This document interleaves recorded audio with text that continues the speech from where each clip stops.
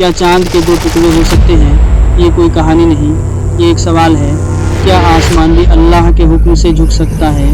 क्या चांद इंसानों के सामने गवाही दे सकता है? और क्या सच को देखने के बाद भी इंसान इनकार कर सकता है? दोस्तों, अगर आपने यह कहानी अभी तक नहीं सुनी है तो आपने इतिहास का सबसे बड़ा मौजूजा अधूरा सुना है। एक शांत रात थी। मक्का की वादियां पूरी तरह खामोश थी। रेत के पहाड़, ठंडी चलती हवा और आसमान में पूरा चांद अपनी पूरी रोशनी के साथ चमक रहा था। लेकिन किसी को क्या पता था कि यह रात इतिहास की सबसे हैरान कर देने वाली रात बनने वाली है। उसी मक्का में नबी पाक लोगों को बस एक ही बात की दावत दे रहे थे, अल्लाह एक है, उसी की इबादत करो और उसी पर भरोसा रखो। लेकिन कुरैश के सरदार इस सच्चाई से डर गए। उन्होंने कहा, अगर तुम सच में अल्लाह के रसूल हो तो हमें कोई ऐसा मौजूदा दिखाओ जो हमारी समझ से बाहर हो। और फिर आसमान की तरफ इशारा करके बोले, अगर तुम सच्चे नबी हो तो इस चांद को दो टुकड़ों में बांट कर दिखाओ। नबी पाक न गुस्सा हुए न बहस की। उन्होंने बस आसमान की तरफ देखा और अल्लाह से दुआ की।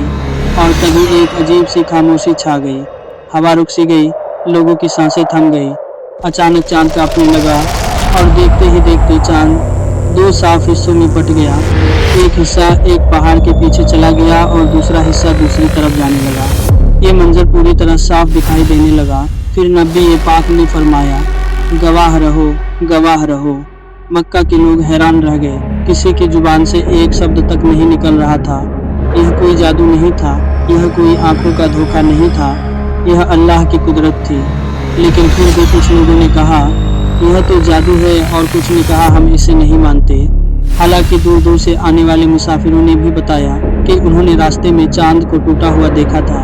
फिर अल्लाह ने इस मौजूजे को कुरान में हमेशा के लिए दर्ज कर दिया।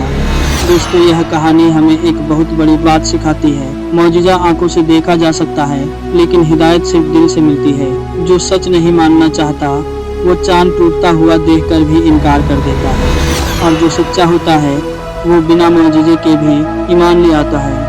आज सवाल यह नहीं है कि चांद टूटा था या नहीं। आज सवाल ये है, क्या हमने अपने दिल के अंदर की बुत को तोड़ा है? क्या हमने अल्लाह को सच में अपना रब माना है?